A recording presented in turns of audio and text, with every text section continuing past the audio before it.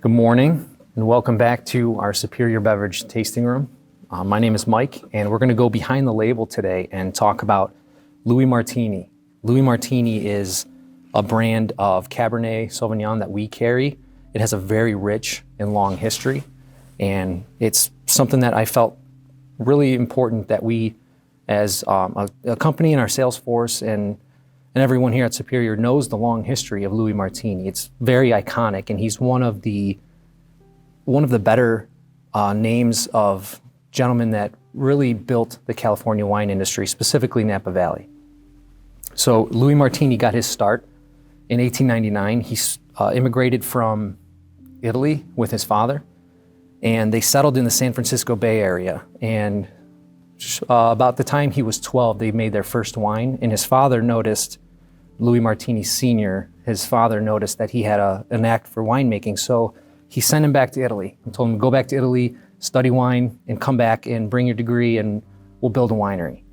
So he did that, except the part of the problem was when Louis Martini came back, it was the beginning of Prohibition.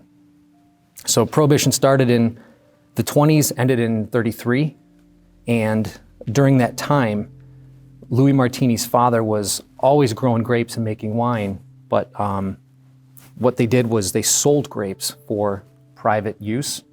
During Prohibition, you were able to consume wine made at home in small quantities for religious and sacramental reasons.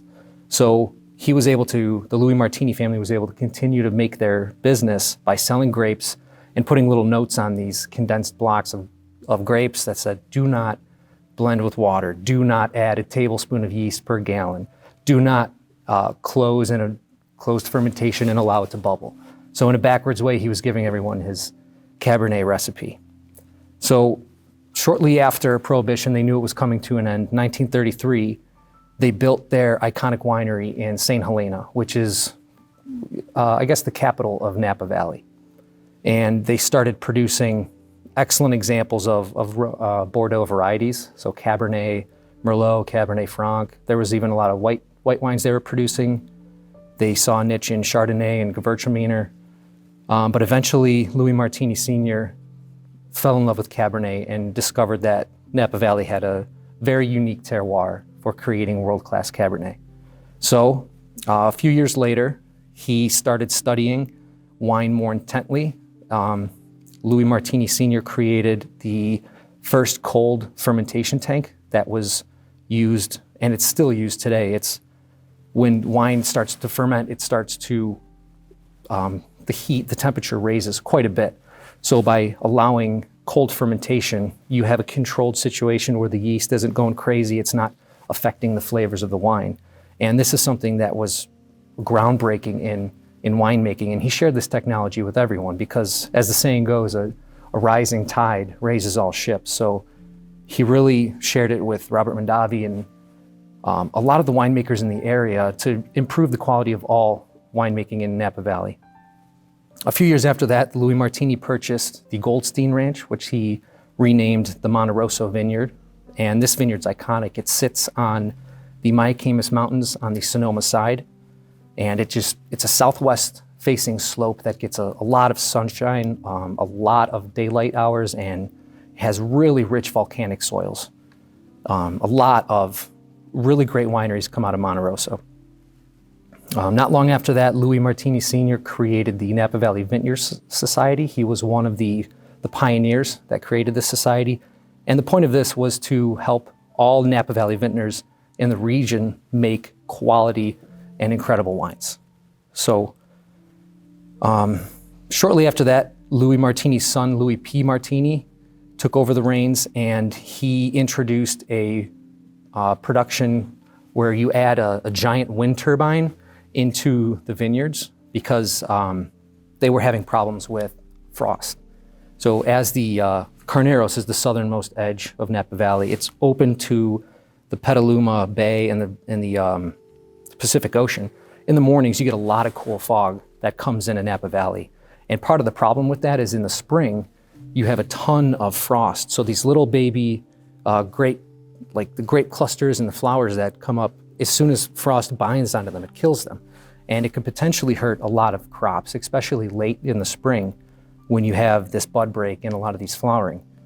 So what Louis P. Martini did was he discovered that there are little hills and valleys within Napa Valley. So these little dips in the ground where the cool air collects and this frost collects and it kills these grapevines. He put these giant wind turbines up in the air, and just by simply fluctuating and moving the air around the vineyard, he got rid of all that frost. And again, just like the cold fermentation tanks, he shared this with everyone in Napa Valley, so that drastically improved the yields and it improved the quality of the Cabernet and everything else that's really coming out of Napa Valley. So years later, as we go through the years, Louis P. Martini handed off the winemaking to his next generation, Michael Martini. Shortly after Michael Martini takes over, we have a giant acquisition with the Gallo family. So 3 generations of best friends, the E&J Gallo brothers and the Louis Martini, who's an icon of Napa Valley. They merge, and the Gallo family is able to come in and assist Louis Martini and upgrade all of his tanks and help them to create this world-class Cabernet portfolio. So roughly 10 years after that, you have Michael Eddy, who's been working under the tutelage of Michael Martini. He takes over as the head winemaker, and he really does an incredible job of preserving Michael Martini and the Louis Martini's legacy by doing exactly what Michael Martini did, which was create world-class Cabernet Sauvignon that reflects the terroir of Napa Valley, while also preserving the style of the Louis Martini winery. So rather than going to do his own thing, he really embraced the Martini family. The Louis Martini family created Cellar 254 shortly before Michael Eddy took over. And what this was a small production winery. So this wine called Lot 1 is a craft of wines that Michael Martini pulled small lots of grapes from across Cypress Ranch and Monte Rosso vineyards and different Stagecoach Vineyard, for example, different vineyards from all over Napa Valley, and he put them together into lots, Lot 1, Lot 2, Lot 3, and it became an experimental winery, like a sub-winery of Louis Martini. Michael Eddy kept going this practice after he took over, and in 2017, he created Lot 1. This 2013 vintage of Lot 1 was awarded a 100-point score from Robert Parker's Wine Advocate. So Michael Eddy, under the tutelage of Michael Martini, crafted a perfect Cabernet from Napa Valley. Michael Eddy has taken over as the head winemaker, and in their portfolio, we have a wide range of Cabernet. So we have our Sonoma Valley Cabernet Sauvignon. We have our Alexander Valley, which is from Sonoma. It's a valley that sits on the Mayakema side of the Sonoma that just gets incredible heat, and the fruit is just fresh and lively.